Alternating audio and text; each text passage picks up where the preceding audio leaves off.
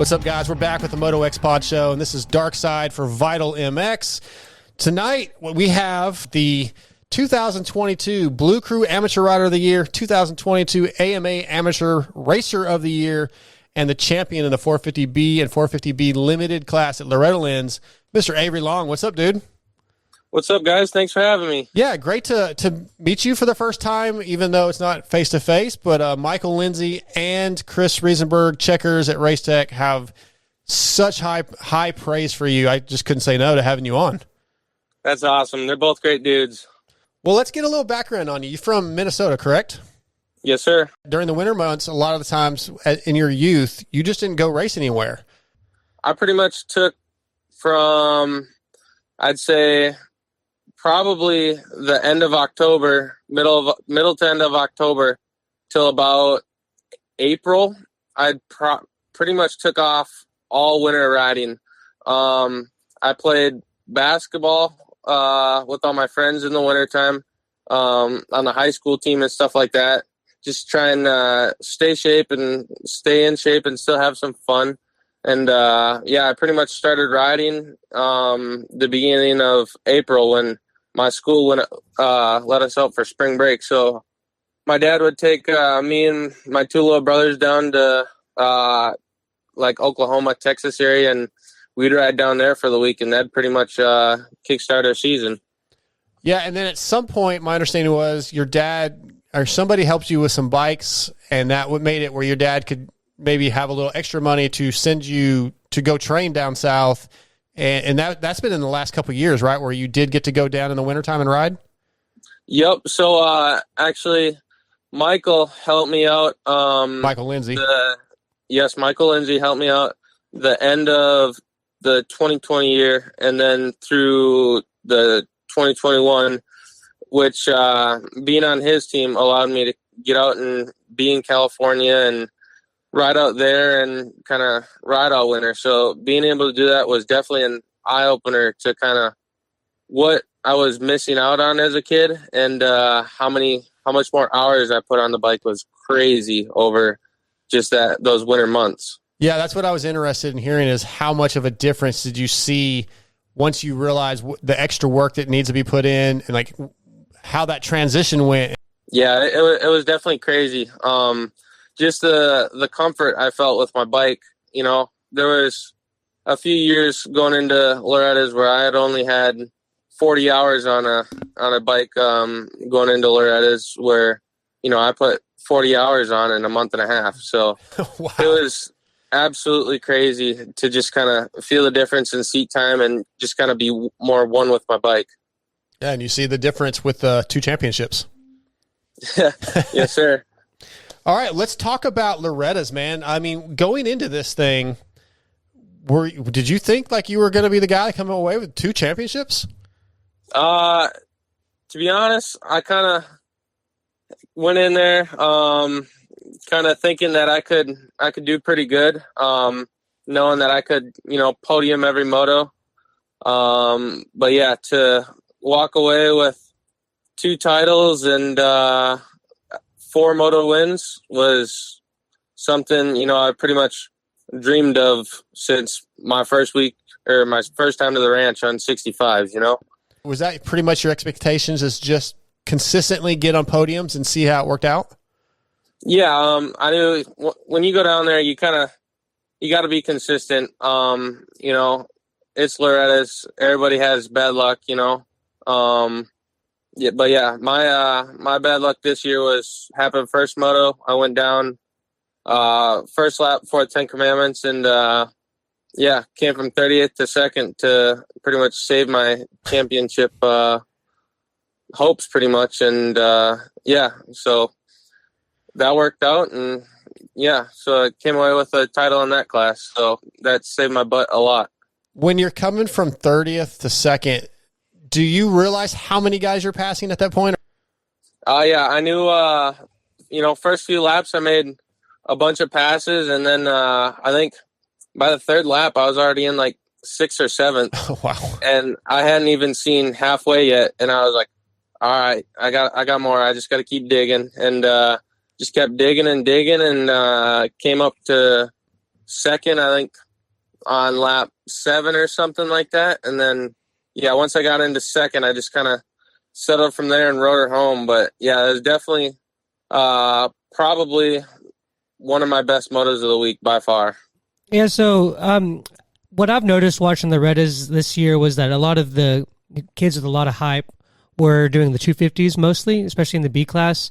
I just kind of wanted to know what all went into your decision to do the 450 class. I know you're bigger kids, so maybe size or the opportunity in that class. Just kind of talk about what made you decide to stick strictly 450. Yeah. Well, one was I signed with the NSA Rock River team in May, and they were kind of looking for a 450 guy, and so after Freestone, they kind of Donnie Luce kind of seen something in me, and so they signed me, and yeah, so they pretty much were looking for someone that knew that, you know, could do good in the 450s. And also another reason was to kind of put my name out there, knowing that, you know, I had a great chance of doing really good in them. So it was kind of more of a way to get my name out rather than, you know, doing the 250 classes and, you know, maybe getting overlooked a little bit, you could say. But yeah, it was a great way to get my name out, and I feel like I did exactly that. Yeah. So speaking of, you know, being in the B class, what are your goals moving forward? Will you move into the A class at some time soon? But I'm not really sure what my plans are kind of going forward. I'd love to go A, but I got the Ironman Combine coming up, so I get to hop on a 250 again and kind of go out there and show everybody that, you know, I'm not just a 450 guy. Do you feel like coming in under the radar was beneficial to you? Yeah, for sure. I knew that I'd put in the work kind of going in, and that I was as prepared as I was going to be. And so, yeah, I was just kind of prepared for whatever happened. And yeah, I was blessed to come out with 2 titles. Yeah, talking to Checkers, he talked about your riding style. He felt like it was pretty unique for an amateur rider, that you stand a lot, and he said you ride like a pro, a lot of momentum through the corners. What do you credit that to? Is that something that you feel like just comes naturally to you, or did it come from training? I know you've been training at Real Deal a little bit. Where did that technique come from? You know, I'd say a little bit came naturally, but a lot of it I'd say would be credit to Rob and K-Dub at Real Deal. They both kind of preach the same thing. Rob really preaches the kind of ride the bike with your lower body, and I feel like I'm getting a lot better than that. Before I even started training, I pretty much had to put my foot out in every corner, and now just to feel comfortable with going through any corner I want with my feet on the pegs is huge, and I feel like that helped me accelerate my riding a ton. What are some of the things that you want to make sure that you do to get the most out of the opportunities that are going to come from that success? Probably just work my hardest. Show everybody that, you know, it wasn't really just a kind of a fluke thing, and that, you know, maybe that I didn't go up against the steepest competition, but, you know, I can do the same thing against some of that competition. But yeah, I'm pretty much just gonna work my hardest and yeah, kind of see where it goes from here. Do you feel like you need to prove something at the combine? Yes, I feel like if I could do really good at the combine on a 250, I feel like a lot more people would look my way. Yeah, and I assume that's what you want to do for a career, right? You want to go pro. Yes, sir. Who do you look up to right now? Is there anybody that's in the series right now? Dunge. Well, I mean, is there anybody that's in the series right now that you kind of like, I would like to have that career or have that style or anything like that? To have Dungy's career would be absolutely amazing. Sure. he's always I've always looked up to him since I was, a little guy. And, yeah, he's just kind of been my idol since day one, pretty much. Yeah, he's all right, I guess. What do you like to do when you're not doing moto? What do you do? What do you like? What's your hobby to maybe take your mind off the sport for a little bit?